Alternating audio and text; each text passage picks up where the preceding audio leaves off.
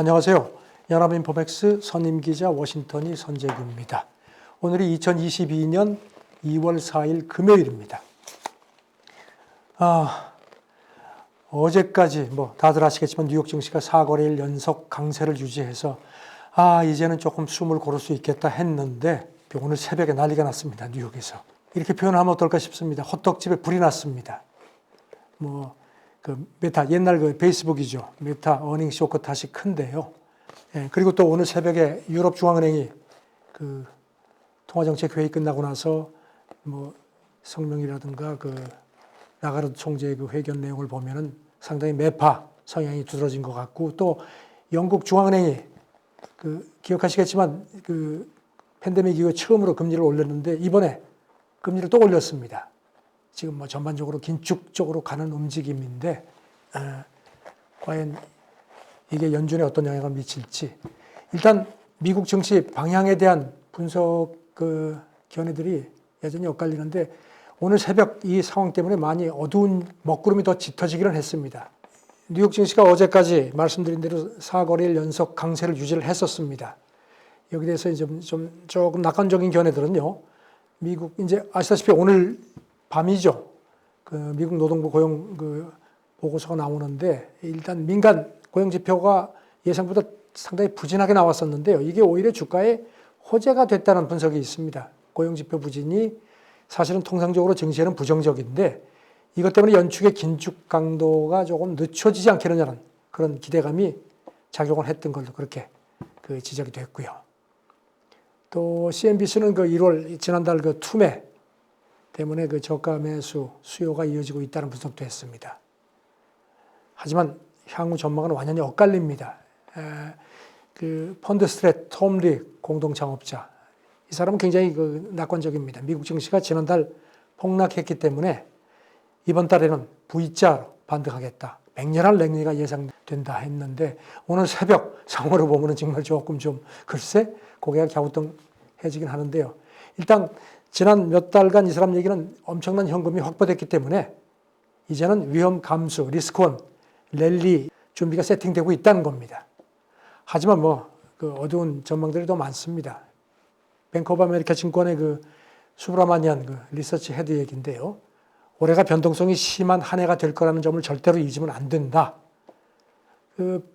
BOE는 앞서도 올해 1월에는 이미 이제 금리를 그냥 유지를 했고요. 이제 3월 회의부터 7차례 FOMC가 남았는데 그때 모두 금리를 올린다는 그런 관측을 했는데 이거를 자기들은 유지하겠다 했습니다. 그러면서 변동 장세를 우량주 매수 기회로 활용을 하라고 했습니다.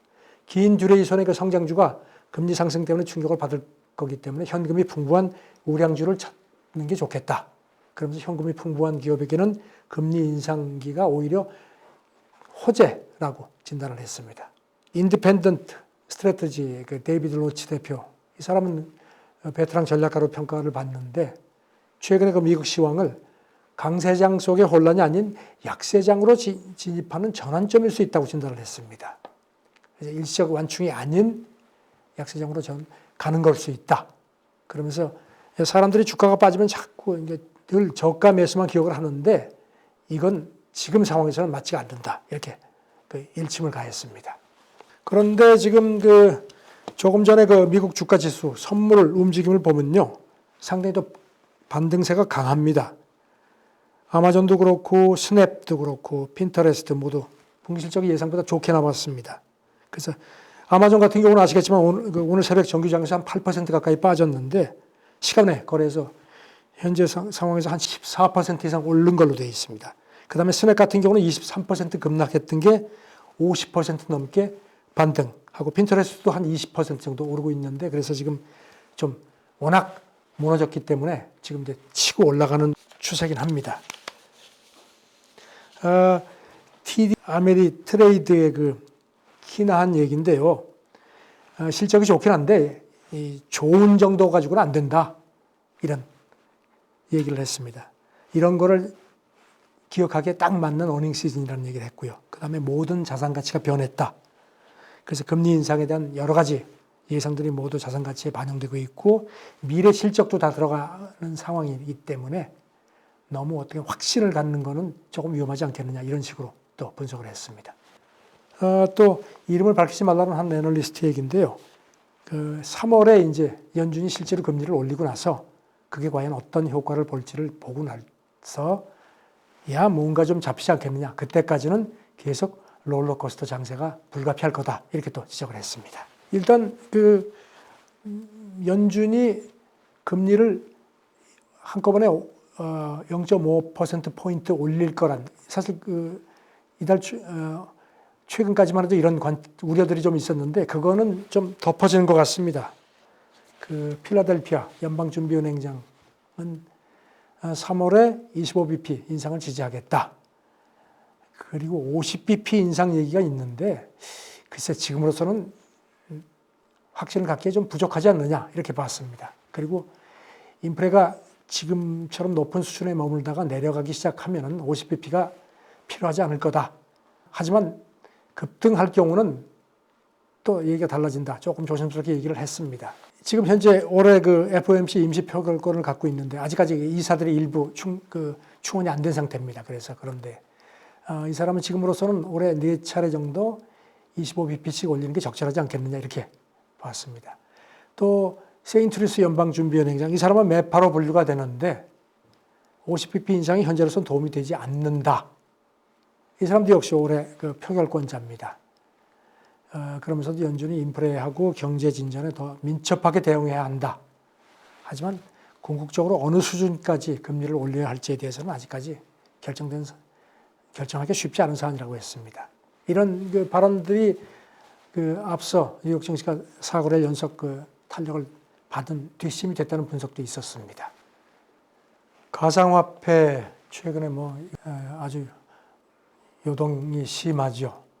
그 노벨 경제학상 받은 그 폴 크루먼 이거를 그 서브프라임 때하고 비교를 했습니다. 그 뉴욕 타임스 기고를 했는데요. 최근에 그 가상화폐 그 시장이 무너진 게 서브프라임 사태를 상기시키는 그 불편한 유사점이 있다 이런 표현을 썼습니다. 이 사람 얘기는 이렇습니다. 규제 당국이 그 개미들이 제대로 이해하지 못하는 금융 상품으로부터 제대로 이들을 보호하지 못했고 이것 때문에 결국 시장의 취약함 계층이 이런 그 폭락의 그 대가를 크게 치르고 있다는 겁니다. 그러고 보면 그 가상화폐의 위험이 무엇에 빠져드는지조차도 모르는 사람들한테 불공평하게 그런 가해지는 그런 측면이 강하다고 거듭 지적을 했습니다. 지금 가상화폐 시총이 미국 GDP 한 6%, 그러니까 1조 한 3천억 달러 규모로 그 예전에 그 주택 거품이 터졌을 때 그 충격보다는 훨씬 규모가 적을지 모르지만 문제는 아까 말씀드린 것처럼 자기가 무슨 덫에 걸렸는지를 잘 모르는 상황에서 그런 상황이기 때문에 이게 가격이 떨어져도 어떻게 할 대책이 없다는 겁니다. 그래서 이런 계층이 가장 큰 피해를 본다 하는 점을 상기시켰습니다. 이 사람은 또 이렇게 비트코인 같은 경우도 거의 반토막이 나 있는 상태인데 주로 그러니까 취약계층 그러니까 이제 미국 기준으로 해서 유색 인종 비트코인 투자자의 한 44%가 유색 인종이고 55%는 대졸자가 아니라는 겁니다. 그래서 비트코인의 어떤 이해도가 상대적으로 떨어지는 게 아니냐. 물론 여기에 대해서는 약간의 무슨 좀 논란이 있을 수 있겠습니다. 어쨌든 그렇구만은 그동안에도 가상화폐에 굉장히 좀 비판적이었습니다.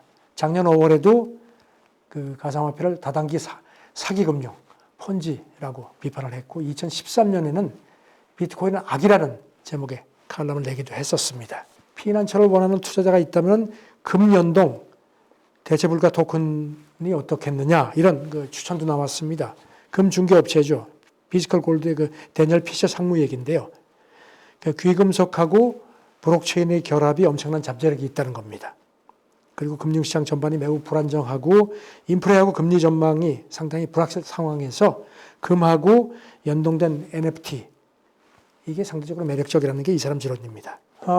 그동안의 연준 금리 인상 기조 이것 때문에 달러가 상당히 강세 움직임을 보여왔죠. 그런데 이 강달러 기조가 상당히 빠르게 진정될 거라는 그런 전망도 나왔습니다.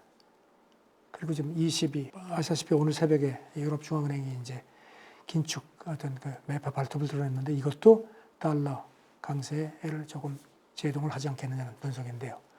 그 글로벌 투자은행이죠. 미쓰비시 UFG 분석인데요.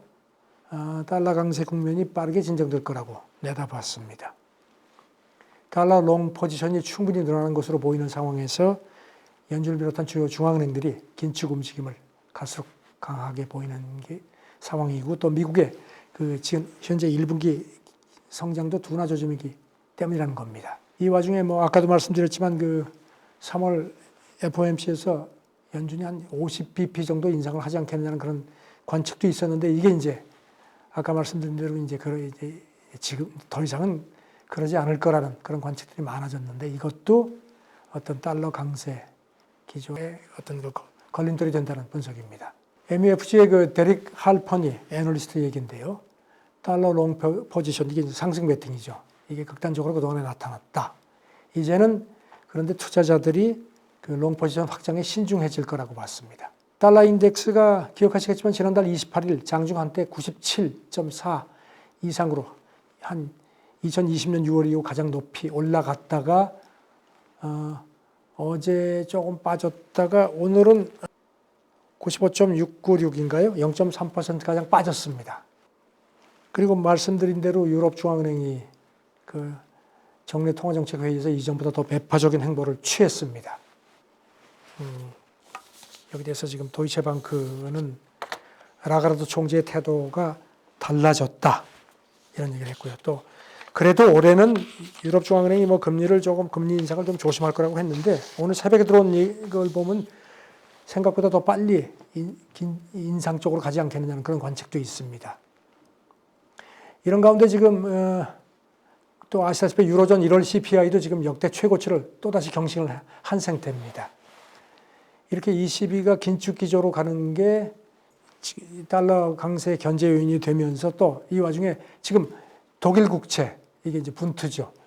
지금 지구상에서 가장 안전한 자산으로 그동안에 평가돼 왔는데 그동안에 2019년 이후 줄곧 마이너스 수익률을 기록을 해왔는데 이러다가 지난 2일에 그 0.0424%죠. 그러니까 플러스로 돌아섰습니다.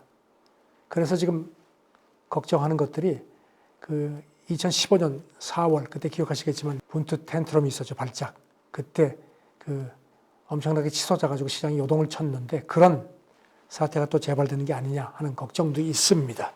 이런 가운데 지금 도이체방크는 라가르드 총재의 태도가 바뀐 것 같다 그러면서 달러에 비해서 유로화를 사는 게 좋지 않겠나. 유로가 강세 탄력을 받을 거라는 얘기도 했습니다.